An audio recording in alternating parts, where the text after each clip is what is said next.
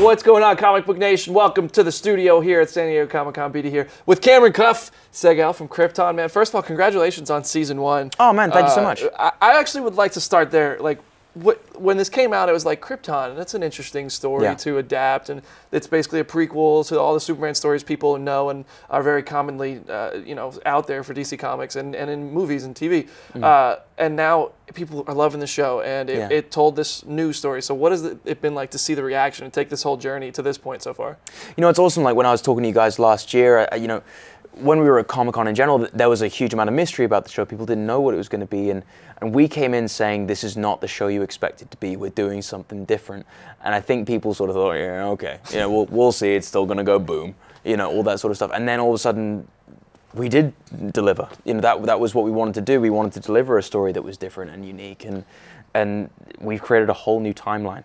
So it's awesome that that's finally out there in the world. It's awesome that we can talk about that with fans, and it's great that we can start talking about what's on the road ahead. Yeah, so let's just follow that, man. That cliffhanger at the end was pretty wild. Yeah. Now Zod is in charge. Yep. So I'm curious, when we revisit with the upcoming season, where do we pick up? Is there a time jump? What can you tell me the status of Krypton and what's going on?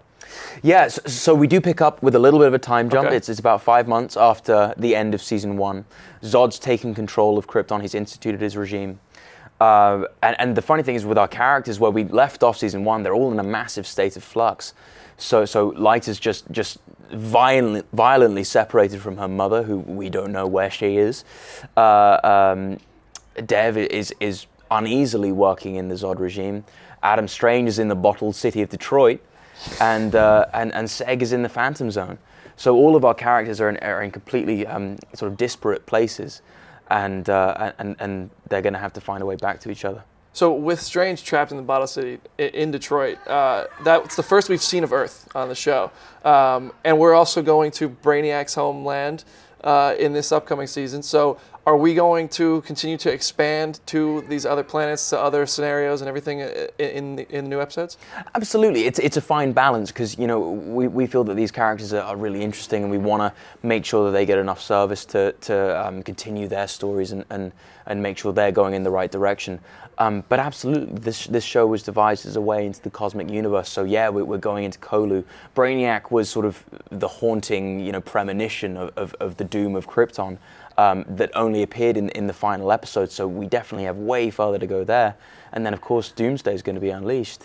So there's a lot to cover, and on top of that, we just revealed our new character, our new DC character in Season 2, which is going to be Lobo for the first time in live action. Okay, I want to talk about that, but first I want to ask you, you're in the Phantom Zone, right? Yes. So I feel like whenever you finally get out, you're going to be like, wow, a lot has happened. Yeah. Right? Yeah. I mean, so what can you tell me about like that, what it is like for Segal to kind of, his eyes to be laid on all of these things that have changed and all these wild events and people being scattered, and Nyssa taking the little baby, and maybe it is a baby now. Yeah. What happens? The thing is, it's all going to be a complete mystery to Seg, but there's a consequence to being in the Phantom Zone. And the thing that interests me as a character is that's an experience that he and Zod are going to have in common now.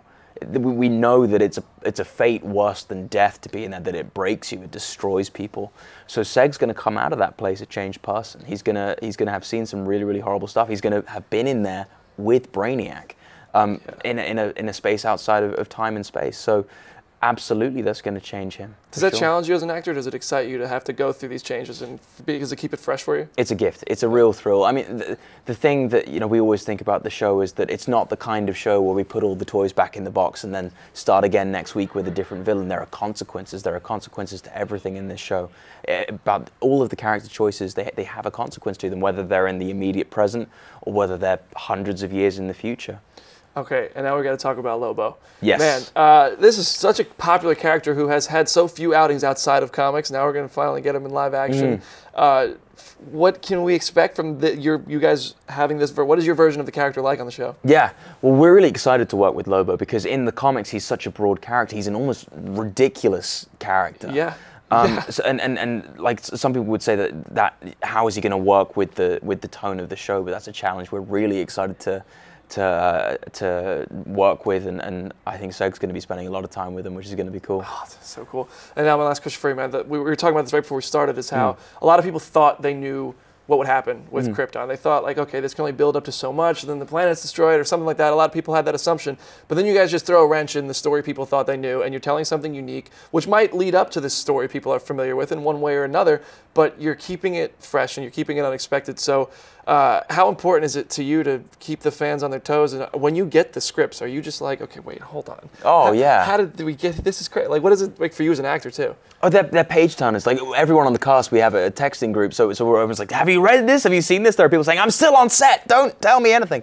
So like, it's really, really exciting for us when we see it because the twists and turns are just so brilliant. And yes, they're completely crazy, but they work so well for the characters, they work so well for the story.